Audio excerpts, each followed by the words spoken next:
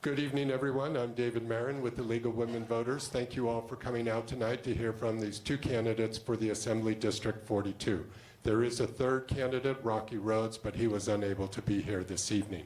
At this time, I'd like to first introduce one of our co-hosts, the Moore Park Chamber of Commerce, and it's my pleasure to introduce their Executive Director, John Marquez. You can clap. Come on, okay.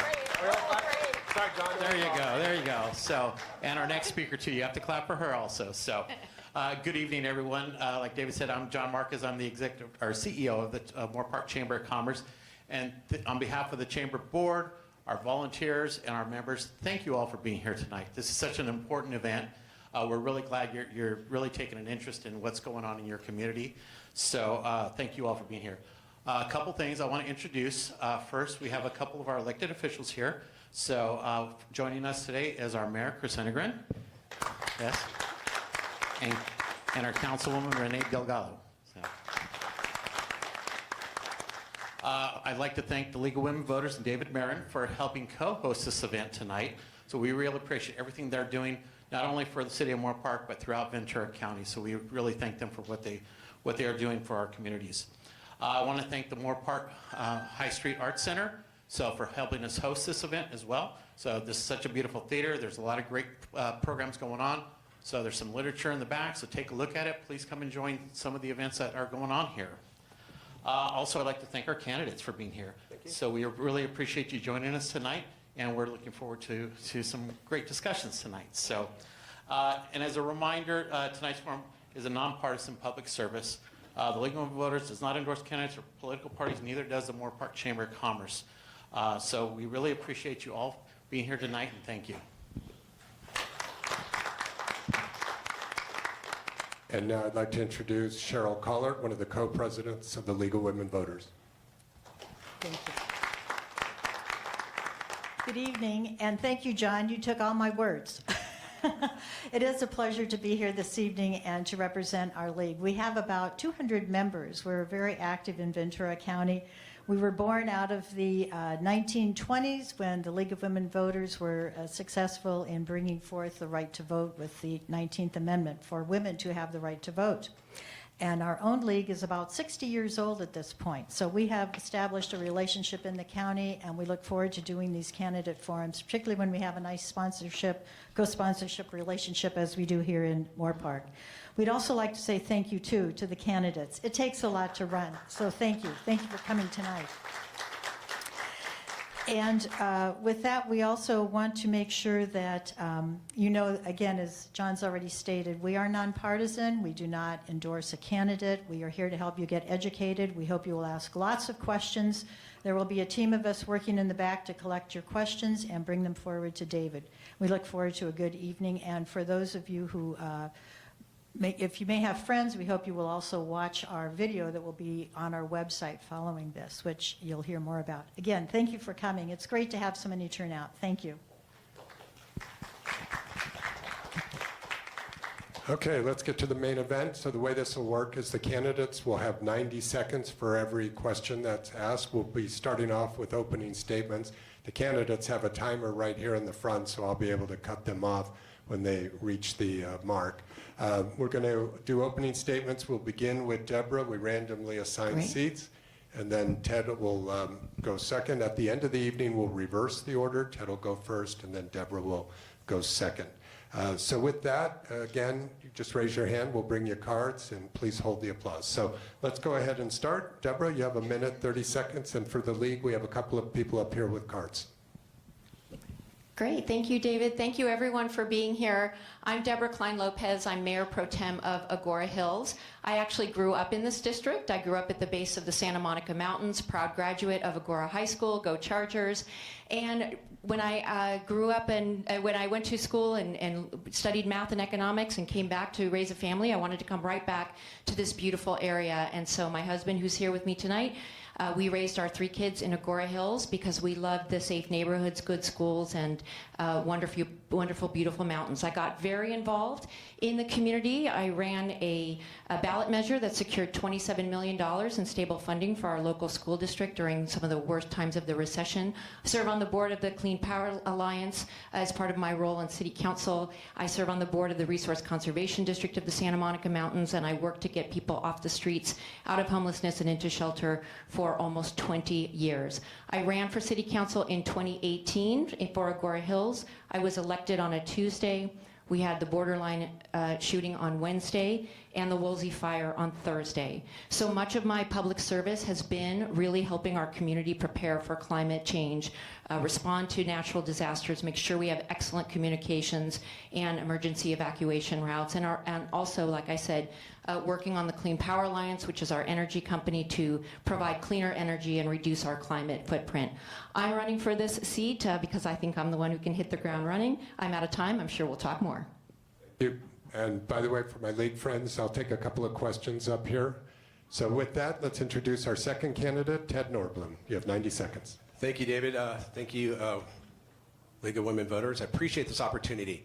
Yeah, my name is Ted Nordblum. I am running for State Assembly as well for District 42. I grew up here in Thousand Oaks in the Canal Valley. Moved here in 1967. I was 2 years old. I'm married to an amazing, amazing woman, Donna, and I'm a small business owner. I just seen the decline in California for probably the last 20 years now. So that's why I got into this race. Also, another thing was because I lost my brother to a fentanyl overdose in 2021. And I have friends that have lost their kids here in our community as well. And so it just made it more personal to me that I wanted to get out to stop this. We had open borders at the time. We had a huge fentanyl crisis, which we still do have a big drug problem here. I just heard about Simi Valley, still have a lot of drugs going on, and in our community as well. So I'm running for this seat. I've been endorsed by the Howard Jarvis to save Prop 13. I'm also a big Second Amendment guy. I was endorsed by the CRPA. And I just want to make things more affordable for Californians. We're going in the wrong direction. Energy, poverty, homelessness. I can go on and on. We'll talk about probably some of these issues, some of the questions you guys will have tonight. But we're in decline. The rest of the country is doing better than we are, but we continue to make bad policies. And with the supermajority in California, with the Democrats, for 16 years, nothing's gotten better. So I want to run because I want to help break that supermajority. We need to have a seat at the table. We need to have fresh ideas and more solutions, not just the same old rhetoric. Thank you. Thank you. Ted, we're going to start the first question with you. Tell us about your views on immigrants into our community and our state. What are your policies? I'm all for legal immigration, as long as it's legal. If you're illegal, I'm sorry, you shouldn't be here. I'm all for the deportation right now. I know there's issues with the DACA. I do think there's a pathway for citizenship with that. If somebody's been here for 20 years and they have their kids and their kids go to school and they don't know anything else, now I don't believe in deporting them because where are they going to go? Go to Mexico? They probably don't speak the language. They were born here. There needs to be a pathway. But of the 20 million illegals that have come through the border in the Biden administration, we can't afford to take care of all of this. We have $70 billion deficit this year. We have about a $325 billion budget, but a lot of it's going towards illegal immigrants, even like for Medicare and Medicaid. We simply can't afford it. Obama said, you don't get insurance, we're going to fine you. But yet, as Americans, we got fined if we didn't get insurance. But we're giving free insurance to illegals that don't even necessarily work here or bring anything back to the community. I know there are some, but the majority, I just don't feel that's the way we need to go. We need to have legal immigration, and there's nothing wrong with that. Many, many people come through, but you can't just walk in here, take all our benefits, our social welfares, and us, the taxpayer, have to pick up the tab on that. I don't think it's fair, I don't think it's right, and so that's how I feel about it. Thank you. And Deborah, same question to you. What are your positions on the immigrant community? I very much value our immigrant community, particularly in Assembly District 42, which has a lot of agricultural beauty and benefits to this area. We have a large and vibrant immigrant community. They contribute so much to our economy and to our culture, and it's very sad to me to see some of the abuses that they're under right now. You'll hear tonight, I am no fan of President Trump. The one thing I really think he could have done is worked on bipartisan immigration reform. I think we could probably agree on that part. But instead, he took a very different turn and is really terrorizing our immigrant communities.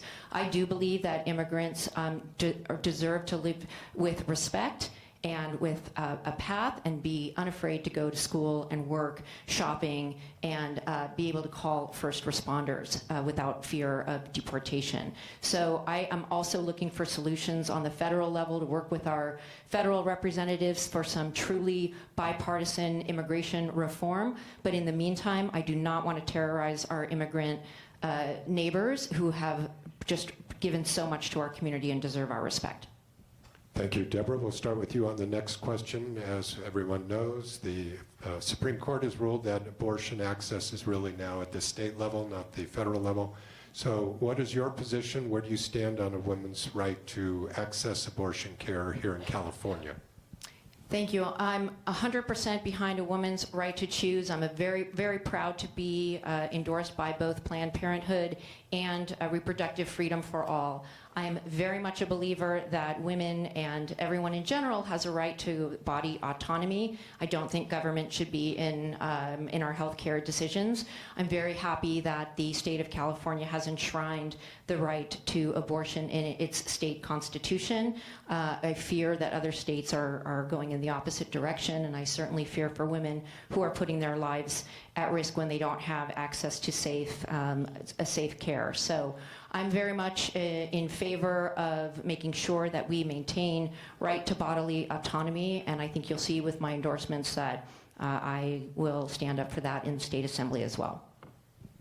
Thank you. Ted, same question. Where do you stand on a woman's right to access abortion care? Did something change with abortion? I believe it was taken to the Supreme Court and down to the states. So the voters made up their decision on that. Abortion issue is not even in my top 20 right now. I'm more concerned about affordability, taxes, kids leaving our state. I'm worried about transgendering kids and mutilating them, our children. So on the abortion issue, it's not an issue right now. I think we solved that issue when it was kicked down from the Supreme Court, and it's a state issue, and it's been solved by the voters. So for me, it's not an issue. Okay, we'll move on. Ted, you're up first on this next one. As you know, we've had the Mountain Fire here in the district, the Woolsey Fire, and others. If you are in Sacramento, what are some of the plans you have to make this area safer and more resilient to both wildfire and climate change? Okay, great question. I've been working on this as well, especially down in LA County in the Palisades. Such travesty what happened. My house also burned in the Woolsey Fire in Thousand Oaks. I was like one of 5 houses after the borderline incident. I get a call at midnight and my house is on fire. So I wasn't there at the time. But we used to do brush clearing. We used to have bulldozers that would clear the top of the hills. We used to have sheep, lots of sheep here. If you look back in the old pictures of the Canal Valley, like sheep's going across Ventura Boulevard, Thousand Oaks Boulevard. We could do that again. We can get goats and sheep, but we need to do brush clearance. We need to have forest management. We used to do that. Gavin Newsom, we have a budget for it, but he hasn't done it for a long, long time. And then we end up having these mega fires like Paradise and then Woolsey and Palisades, which is a total disaster. We try to protect one plant, the milk thistle. And in return, we end up killing not only that plant and hundreds and thousands of other plants, but also animals. So we need to do brush clearing. We used to do it before. There's no reason we can't do it now. And if we continue to go down the road where we're not clearing these, we're going to have more problems and more fires. But it's really solvable. It's so easy. This could be done in 6 months, folks. It could be done in 6 months. Just get government out of the way and do the job. And we have the money for it. There's actually money allocated for that. We just have to use those resources and do that. And I think if we do, we'll have a much better, safer place for all of us. Thank you. Deborah, so same question. If you're in Sacramento, what will you be doing to help keep us safe from fires and deal with climate change? Thank you. Well, this is the question of the district. This district goes from Camarillo to Bel Air, west to east, and Simi and Moore Park down to the Pacific Ocean. And the one thing that we have in common all across the district is mountains and susceptibility to climate disasters. As I mentioned, I was elected 2 days before the Woolsey Fire, so I have a lot of experience in this realm in terms of making sure that we rebuilt quickly and streamline that, but we also have to invest more at the state level in our infrastructure, in making sure that our reservoirs are filled, that our homes are hardened, that we landscape correctly, and that we do have appropriate brush clearance. There's a lot we need to do at the state level. I believe that we need to be able to form disaster response, disaster recovery districts and infrastructure districts so that we can respond to natural disasters quickly. Right now, we have Montecito with mudslides in Sonoma and our area with fires, and it's like we're recreating the wheel every single time a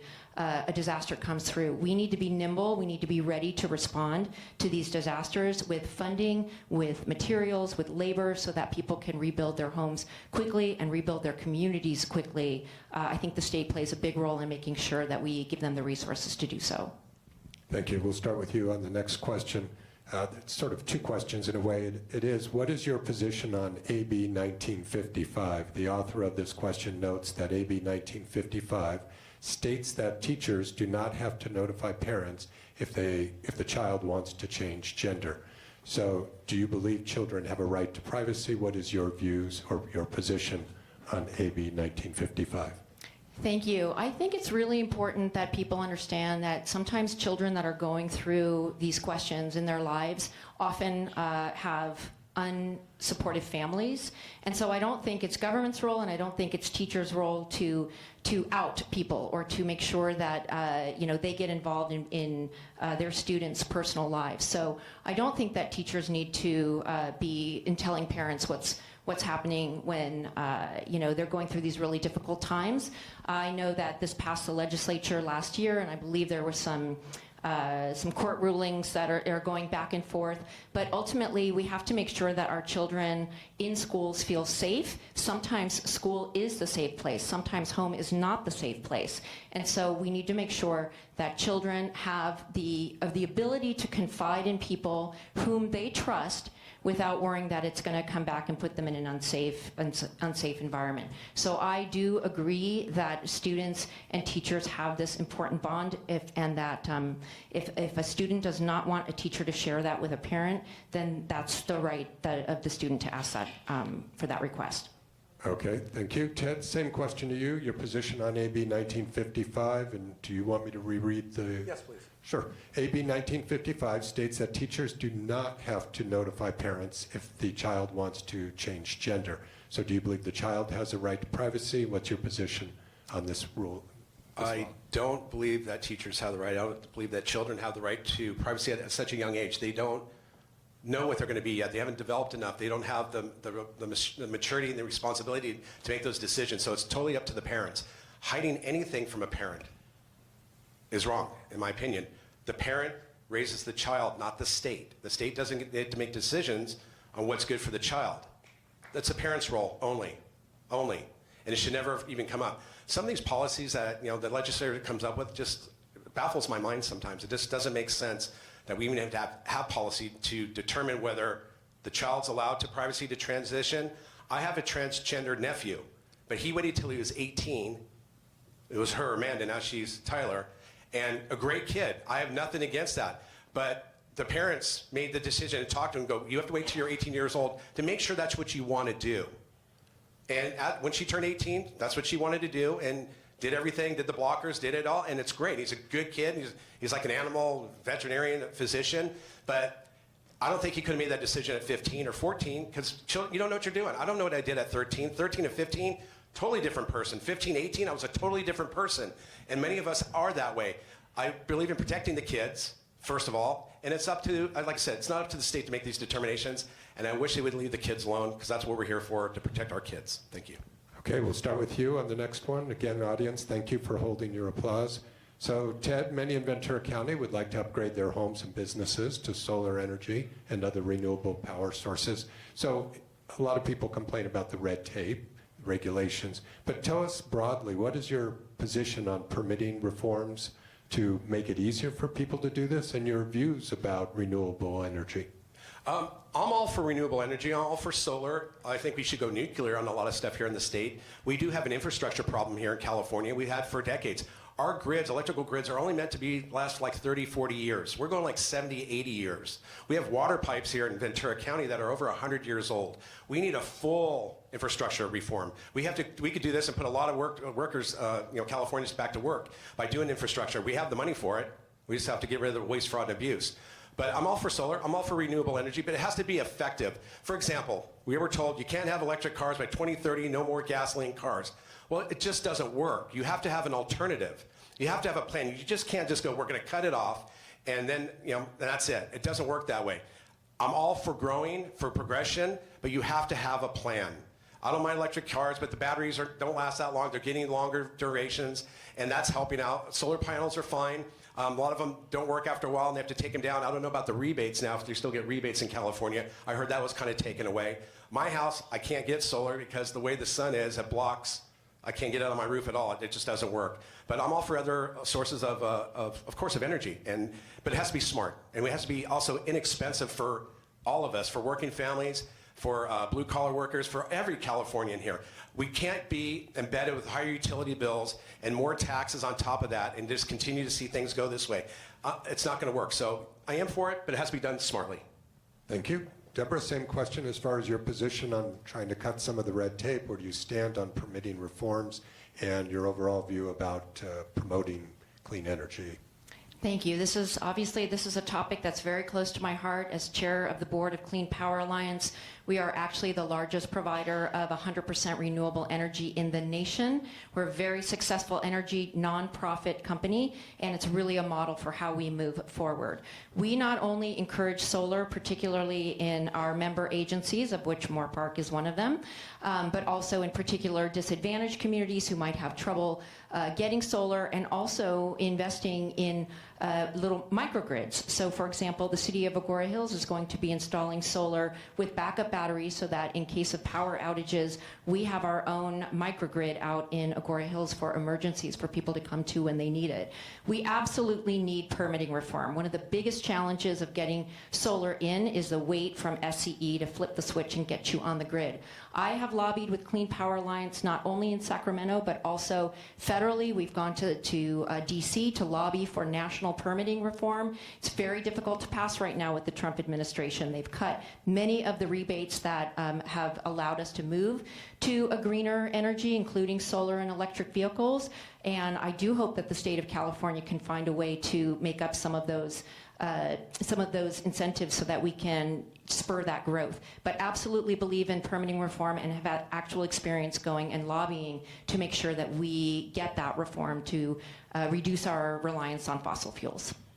Thank you. Trying to cover a lot of topics, and this one is important to the County of Ventura because that's how we get most of our taxes, is from the property tax. So Deborah, we'll start with you. Tell us about your views about property taxes. Are there ways to reduce property taxes to make it more affordable for those of us dealing with the high housing costs? What are your views on that tax? Thank you. Well, property taxes, because of Prop 13, increases in property taxes are capped, and I think that capping increases is a good idea because we want to make sure that our seniors and those living paycheck to paycheck especially can stay in their homes without being priced out. What I do think is I think there are reforms that really can help seniors downsize. I think that's where I see one of the biggest issues, particularly in Ventura County and in District 42. People are aging in place. They can move their property tax base over to a new home if they downsize, but sometimes they get capital gains taxes on the income that they made on their old house. I think we need to make it easier for seniors to either stay in their homes or downsize without taking that financial hit. So I do believe that there's always work to be done on property taxes, but believe that the cap is a good way to keep people in their homes, and really want to focus more on making sure that we can create more opportunities for seniors to downsize so that young families can move in and fill our schools and work out here and keep our economy thriving. Thank you. Ted, same question to you. What's your views about maybe lowering the property tax or other types of changes to the way the state's dealing with taxes? I would love to eliminate property taxes altogether. I think if you own your own home and you've paid for it, you should own it. You shouldn't have to keep paying taxes on it, because that's not ownership. If you have your house paid off and they still want to tax you and you don't pay your taxes, they're going to take your home. I don't think it's right. A lot of people, they're seniors that own their homes, are on Social Security. They don't make a whole lot, but our property taxes keep going up and up and up. I think we have a couple initiatives for under Prop 13, ACA 1 and ACA 13. I'm not sure we're going to vote yes or no. We'll see how the verbiage comes out. But they want to pass a bill to tax, if you sell your home in California, they'll tax you 5 to 6%. So if you have $1 million house, the state wants to take $60,000 off the top? You got to be kidding me. We're taxed enough. We're overtaxed. We have deficits state deficits in hundreds of billions of dollars. We have trillions of dollars of waste, fraud, and abuse. If you got rid of property taxes, it's such a small part of the budget. We have a budget of almost $400 billion now. In 2011, our state budget was $98 billion. Think about that, $98 billion, just 15 years ago. We've quadrupled it. And what's gotten better? Roads are better? No. Schools better? No. Unemployment better? No. Homeless better? No. Poverty better? No. The state has failed, all of us.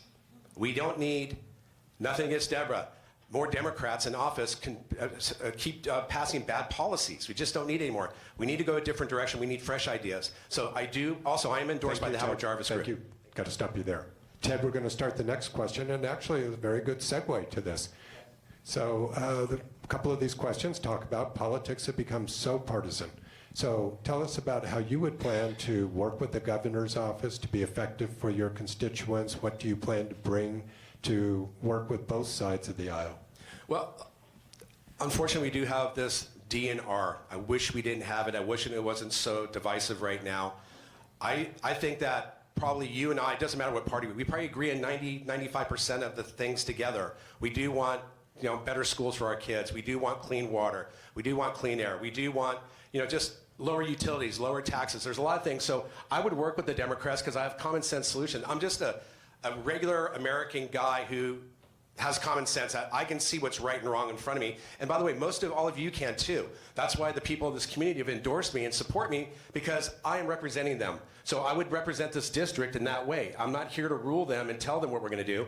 I reach across to the governor and also the other legislators and the senators, which I've talked to many. I've talked to other Democrats, and a lot of times we're on the same page, folks. We agree on almost everything. But when you have a supermajority that won't talk to you, won't debate you, where you don't have a seat at the table, we're just told, take it and shut up. Just stay in your lane.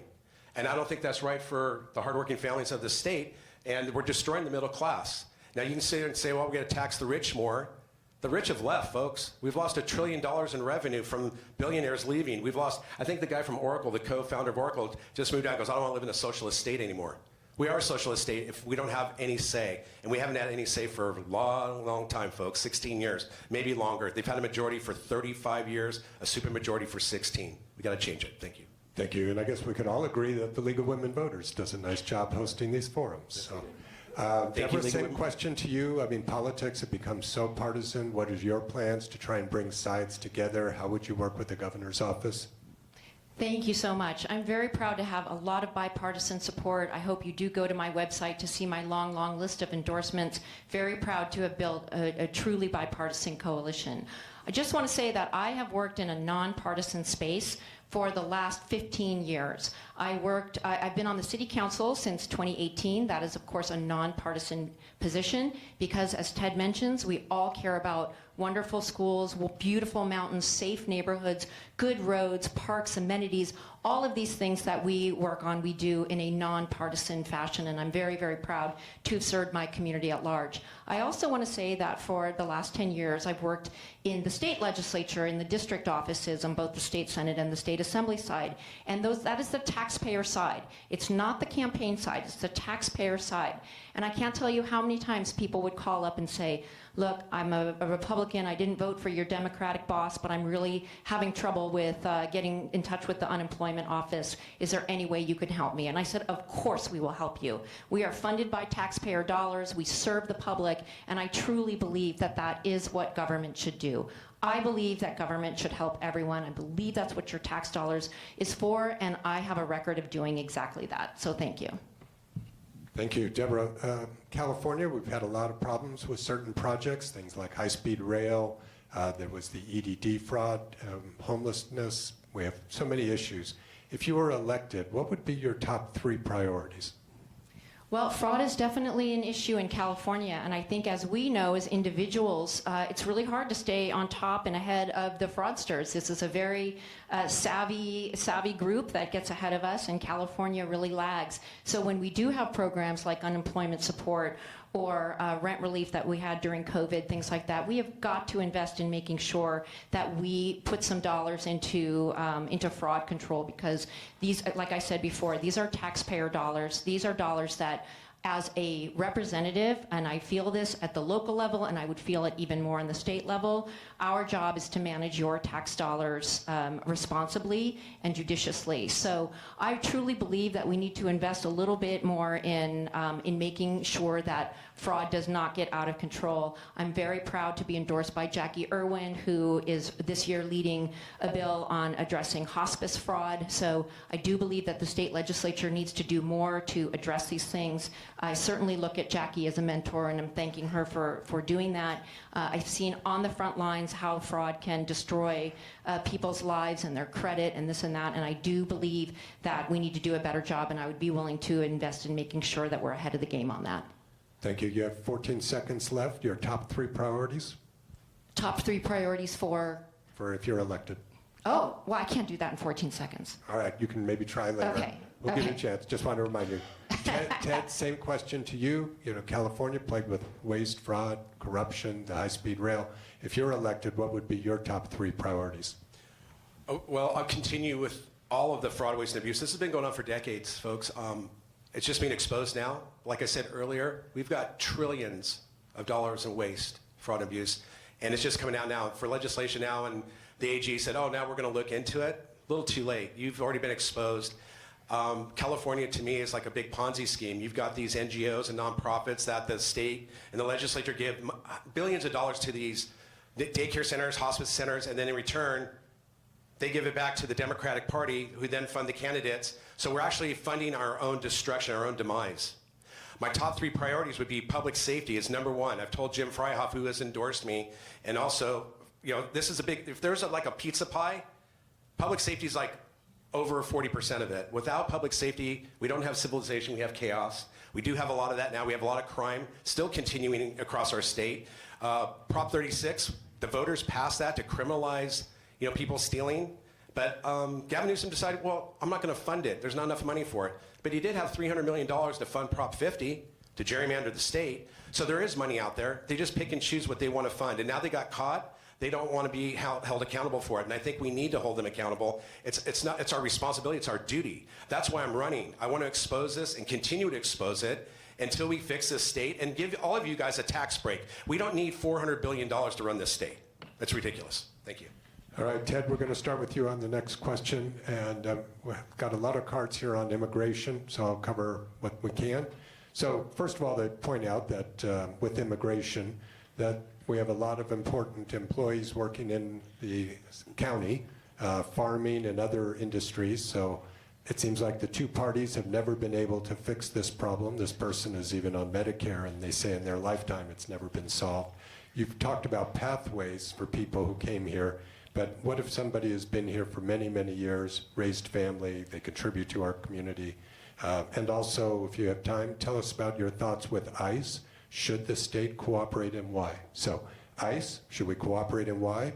What are your thoughts on a pathway? Hey, we're challenging you. We're testing you. Challenge me. No. All right. I And then also kind of talked about that earlier. I mean, I understand there should be a pathway to citizenship for people who have been here for 20, 30 years. They're working on the farms or working wherever, factories, and their kids are born here. I don't want them being displaced and taken out of here. I do have a problem with the 4 million illegal immigrants living here. In Oxnard, you know, ICE did a raid there and found 8 trafficked or 10 trafficked kids. That's unacceptable. And there's a lot more. We have a lot of trafficking in this state. We're the biggest trafficker in the nation.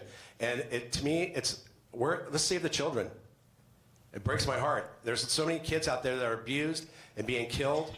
And illegal immigrants are also doing a lot of, you know, we see it all the time. You know, they're raping and murdering citizens. It's sad, but I don't,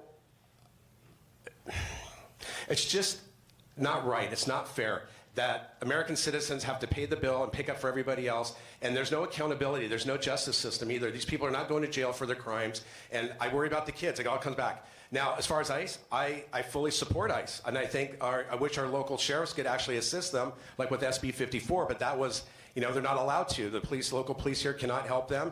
They're doing a tough job. It's not an easy job. There's probably not a real clear answer for that as far as the ICE, but what they're doing is a necessity because there's a lot of criminals out there and a lot of bad people that need to be removed from our community to make it safe for all of us.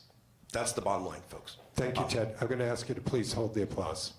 So ICE Deborah, your views, should we cooperate and why? What is your thoughts about pathways for those who have come here and lived here and contribute? And what do our industries do that depend on labor that is often immigrants? Well, I think I made myself pretty clear in the last answer that I value very much our immigrant community and the contributions that they make to our economy, particularly in Assembly District 42. And as I mentioned before, I really do think that Trump had the opportunity, and maybe still does, to really reform. I don't think anybody wants wide open borders. I think that's a reasonable thing to ask for, responsible immigration. But at the same time, I think he's gone in the wrong direction with ICE and allowing them to be masked and not have a documentation and really terrorize the community is something that is unfortunate, moving in the wrong direction, and I think instills a lot of fear in our community and only makes us all unsafer. I'll challenge my colleagues' statistics. I do not think that he would be able to find any reports that say that immigrants commit these crimes in any great numbers greater than than our average population. And if you don't mind, I'll take the last 30 seconds and just address what you asked me in the last question, which I didn't have time for. Top 3 priorities are the real human aspects of our world: healthcare, education, housing, all under the umbrella of climate change. These are things that if we do not stay afloat, if we do not keep investing in the future, we're going to end up paying big time at the end with unemployment, with health issues, and with climate disasters. So thank you for allowing me to do that, because I think I made myself clear in the prior immigration answer. Thank you. Thank you. And we'll shift gears a little bit, Deborah, to talk about what you think legislatures and the rules they operate under. This question is asking about, should legislators be banned from accepting donations from chambers, from unions, from developers, industries that they regulate? Do you think there should be more regulation of the legislators or less? As someone who is running for office in the state assembly, my greatest wish would be to take money out of politics. I truly wish that we could spend all of our time talking to people in the district, finding out what their issues are, talking about solutions on the ground to figure out what we need to do. It is very unfortunate, and a lot of this, again, comes down from the federal government with Citizens United that allows dark money to be able to come into these races. On the federal level, it's called PACs, Political Action Committees. At the state level, it's called IEs, Independent Expenditures. And these IEs come in, and they are able to basically say anything they want about you. They can raise unlimited amounts of money. They can say wonderful things about you. They can slander you, and they can do the same for your opponents. I think it's absolutely awful. And so for me, I was just in a forum the other day, and they said, if you could have one wish and change it overnight, what would it be? And I said, campaign finance reform. I wish that we could take this money out of politics. But because it is in the politics, unfortunately, it's just part of the reality that we go out there and we have to fundraise to be able to compete to get our message out so that we can be in control of our narrative with our constituents and not let these independent expenditures and outside money define us. And so unfortunately right now it's part of the problem, but I would love to see it out of politics for sure. Thank you. Ted, same question to you. Do you think legislators should be banned from accepting donations from industries, unions, developers, the people they regulate? Yeah, oh yeah. I wish Deborah wasn't getting union money either. I think it should be capped. It's funny, I was talking with some friends today about why do we spend so much money? It's like whoever has the most money has the best chance to win. We should have like cap limits on it. Let's just say, for example, I was just talking, like for state assembly, you have $100,000. That's the most you can spend in a campaign, any candidate. If you're like Congress, maybe $250,000, but we spend billions or hundreds of millions of dollars, and it becomes more like a popularity contest. Who can raise the most money? Who the PACs and the unions want, which most of the time they do support the Democratic candidates. So that's obvious. We always, as Republicans, gets outspent 10, 15 to 1. You know, all my donations come from small donors. It comes from the people like you guys in the community. That's where I get all my money. I get zero union money, because they won't endorse me because they still have to deal with Sacramento, and they don't want to upset the lobbyists in Sacramento because then they don't get the money they need. And so it's like this, like I said, it's like this Ponzi scheme again. Here it goes. You know, I give you money, you give it back to me, and I keep you in office. So I wish we did have limits on it. It would make things so much easier. For the lower levels, the city, you know, even down for city council, Put a limit, because a lot of people don't have money, and the people that are running are really good candidates, but they don't maybe have a lot of money. Maybe they only have $5,000 or maybe $10,000, or maybe that's all they can raise, but it shouldn't exclude them from being a good candidate and running for office because they can't afford it. I don't think it's right. So yeah, I'd like to see caps. That'd be great. Thank you. Thank you, and it's nice to hear both candidates agree on an issue. Sure. So, very good. Yes, well, let's talk about taxes. Under the war with Iran, we've seen energy prices skyrocket. We've seen farmers have more trouble getting fertilizer. Here in California, the price of gasoline has gone up. Do you have thoughts about what we can do to help our economy, especially with the higher costs of oil going on? And we are going to start with you, Ted. The things that's going on in Iran and the gas prices has nothing to do with what's going on in Iran right now. We don't have a supply issue problem. What we have is a failure in our California system of Gavin Newsom, who has chased out all the refineries here. We used to have oil refineries. We had Chevron, Phillips 66, and the Valero just left this month. We import 80% of our oil from foreign countries. It comes in by boat now. We transport it in. We can't use like gasoline and oil from Texas because we have these bad policies of, higher standards of gasoline that you have to burn. But you have to understand, we're 46th in air quality in California. So all this clean fuel, whatever, it doesn't work. It hasn't worked. And we need to drill, baby, drill in California. I know they opened up the San Ynez pipeline, President Trump, and then Gavin Newsom right away slapped a lawsuit on. Oh, that's another thing. The governor should not be paying for lawsuits with taxpayer money. I think that's ridiculous. Stop spending our money on things that don't matter. So anyways, we have enough oil in Kern County. We also have in the Monterey Shoals. We could be energy independent here in California if we wanted to. We could actually be getting refund checks, dividend checks like Alaska does to their citizens. We could be an exporter of oil and gas. Also, I didn't realize this. I found this out. We ship gasoline to Arizona and Utah. We supply them as well. So I'm all for energy. I'm all for nuclear, but I'm also for fossil fuels, which aren't fossils. It's actually a mineral. They're not dead dinosaurs that have been buried under 30,000 feet or 30 miles of dirt. It doesn't work that way. Time's up.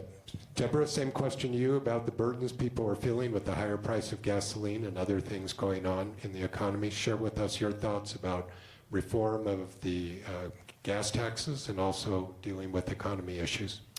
Thank you. Respectfully disagree with my colleague. The gas prices have skyrocketed after Trump started this war in Iran, and oil companies are making record profits as they're the ones that set the prices. I think we have, as California, we have moved off of our fossil fuel dependency over the past decade, and we need to keep going in that direction. Gas taxes help our infrastructure, they help our bridges, they help our roads, and so I think instead of reforming the gas tax to really have it impact our infrastructure just to go into the pockets of oil executives, we need to rethink about how we tax oil companies. There are so many loopholes, so many offshore ways to store money, and we are the ones that are paying at the pump. And the saddest thing is that it's a very, very regressive tax, and so those who can't afford electric cars and who are the most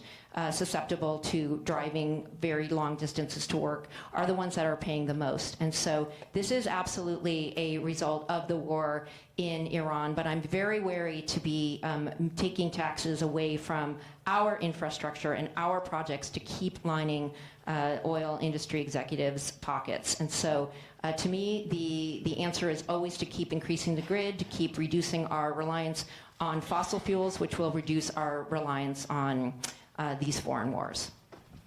Thank you.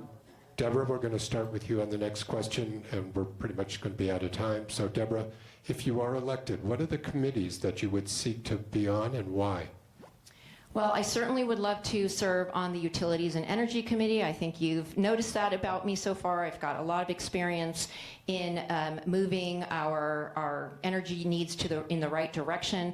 One of the things that I will add is that Clean Power Alliance, which serves this area, we've reduced our rates 4 times over the last 2 years.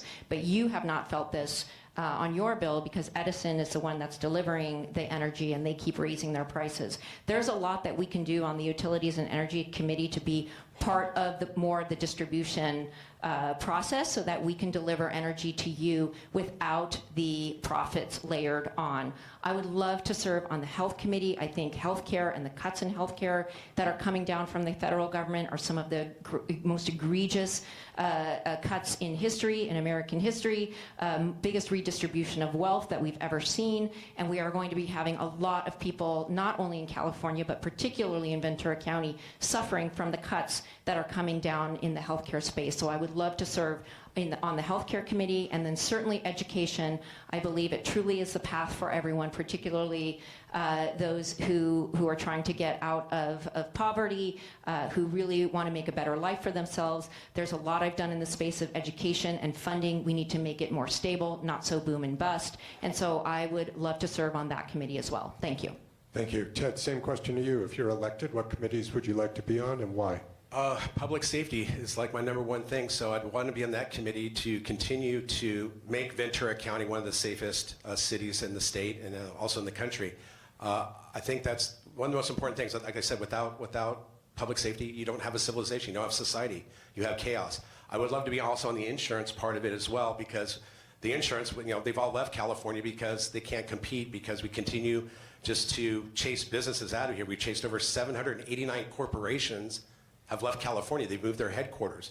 We've lost over $1 trillion in revenue. I'd love to be on the finance committee. I don't think they'll put me there, though. They don't want me in there because they probably don't want me looking for stuff. I would doge the whole state, obviously, if I was on the finance committee. That'd be a fun one to do. I guess overall, I just want to be listened to by our legislature and let them know that the people of my district, all of you, aren't happy with the way things are going. You're frustrated. You're angry. Some of you guys are losing your wealth. You have to maybe sell your homes. You're going to have to move. I don't want that. I want your kids to stay here. I want your grandchildren to stay here.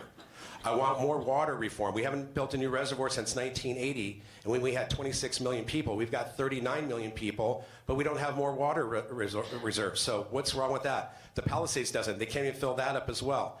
I would like to work on the water issue and also get rid of the Coastal Commission. I think they are aborted. They're not elected officials. They're appointed by the governor, and they need to go bye-bye.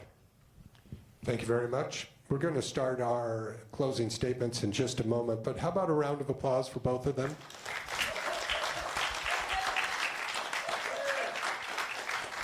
We're actually going to start closing with Ted, but before we do that, I do want to say it was good to see the fast pace. They're both articulate, intelligent, and I think it was very informative. So thank you to both candidates. We got through it. We didn't get to all the questions. I'll just let you know what was on some people's mind, even though we didn't get to it. So one was, did you support Trump's big, beautiful bill, H.R. 1? Another one was just wanted to know more information about your views on parents' rights. And another one was about the issue, this is more of an international issue, with the United States support for Israel and how that affected those people living in Gaza. So we didn't have a chance to get to those, but we're going to get to our closing statements. And one other announcement before I do that. So a nonprofit hosts an organization called Vote 411. You can go to their website, vote411.org.